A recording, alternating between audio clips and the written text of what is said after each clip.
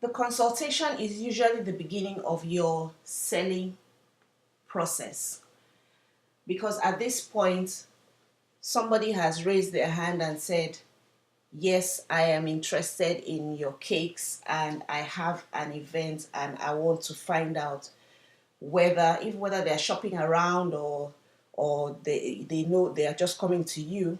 I want to find out whether you can provide what I need. So I just want to give you a few pointers of a few tips about how to run a consultation. I know some of you may have already done consultations before, but I just want to give you one or two pointers to help you with that.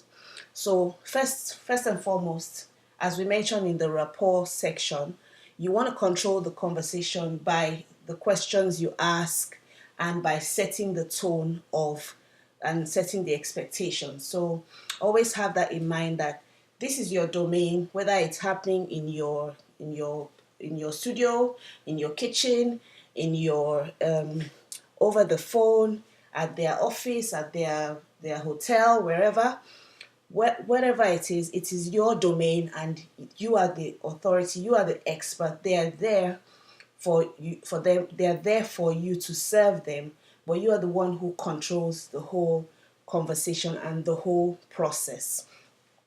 Um, Next thing that you need to do is you need to qualify your prospect. Obviously, the first thing that you want to do is qualify, and if possible, you should do this before the consultation. But you could do it also at the consultation. You want to reiterate that they actually need a cake. That's obvious, but you want to do that, and then you also want to qualify that the person that you're talking to is the final decision maker, the person who is going to make the decision to buy. And that's you just simply by you can do that by simply asking, are you the one who is going to make the final decision? Because sometimes you might find yourself going through the whole process of the consultation and you're baking things and and showing them flavors and showing them samples and pictures and everything, and at the end of the day they say, oh, I still have to talk to my boss, or I still have to talk to my husband, or that kind of thing. So you don't want that situation. So you want to qualify this right from the outset. Are you the one who is going to make the final buying decision?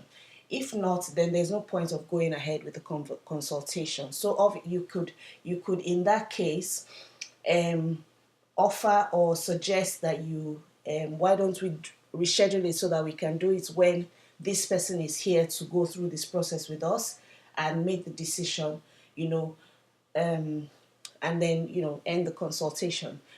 Having said that, sometimes the people who are making the buying decisions are not necessarily the people who have the money, or who are the ones actually holding the wallet. So in that case, that is fine, as long as they're the ones who are going to say yes to you, then you can also work out the details of your payments afterwards. Um, so here you're establishing the need, and it's simply by asking, what do you want? Or what can I do for you? Or what is your event about? Just basically what you want. What do you want is the question that you're asking. You can ask it in a different way, obviously, but you want to ask them to kind of paint a picture of what they are hoping to achieve by getting that cake. Oh, it's a surprise for my we are having a surprise party for my friend's 50th birthday, that kind of thing. Or it's for our annual general meeting, or it's for our charity ball, or whatever. So you establish what the need is by also by the questions that you ask. um, but this is very important. This is one of the main questions that you would ask. At the beginning of your consultation as well, you want to set the expectation. So whether it's your phone call or whether in person, you want to set the expectations of, this is what this whole thing is about. Let me give you an example. You can tell them that it is okay, that in this process, what I'll do first of all is I'll ask you a number of questions to find out how many people and what your event is all about, and then I'll ask you a few questions about the person that the cake is for in particular, and then I will find out if you have any ideas or samples or whatever or that you would like us to incorporate into your cake. Then I will, you just tell them this is the process. You can tell them it's going to take 15 minutes or 30 minutes. I'm going to give you some flavors to taste and pair up, and then I am going to make some recommendations to you, and then we will, and then if you're happy with that, then we will start the process. Yeah. So set the expectations right from the beginning. This is what we're here to do. I'm going to do, you're going to do this, you're going to tell me this, you're going to tell me this, you're going to tell me this, and then I'm going to tell you this, I'm going to tell you this, I'm going to tell you this, and then if you're happy with what I suggest to you, then we will start the process and book you into the calendar or whatever it is, that kind of thing. So in your whole consultation, at some point, and preferably also at the beginning, you want to break the ice, especially when they just come, because there's just that tension. There might be that tension of, oh, how much is this going to cost, or all those kind of things. So you want to break the ice, and you can do that easily by talking about something that has absolutely nothing to do with cake. It could be about the shoes that somebody is wearing. It could be about something funny that your children did yesterday. It could be about the weather. It could be about what was on the news last night, that kind of thing.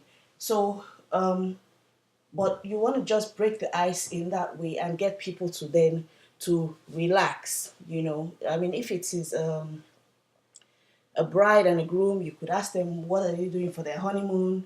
Just something that would break the ice, get people talking, get people relaxed. That is helpful as well. When I'm hoping that you would have built some kind of rapport with the people, from the questions you asked. So while you're, at the while you're doing your consultation, it will be good for you to take note of what is important to them, because you've already, it's one of the questions that you ask. Once you take note of those and you identify what are their actual, their needs, what's important to them, you keep reminding them, find a way to keep reminding them of that in the context of your cakes. And finally, the questions, we've already mentioned, you're establishing the needs. So it's like, what do you want? What do you want is not just what do you want. What do you want is what do you hope to achieve? What's your dream? What does it look like? Paint me the picture. Give me an idea of what you're trying to achieve with this whole thing. And then why is that important to you? It's still, along the same lines. Like, why is that important? Why, what do you hope to get out of that? Why is it important to you? And then the third question is, would you like me to help you to achieve that? Next lesson, we'll talk about your selling posture, and we'll also talk about the sales conversation and closing the sale or asking for the sale. So, but this is just for you to help you so that you can set the scene, for your consultation and get into the habit of creating a system that works for you every time. All right then, see you soon.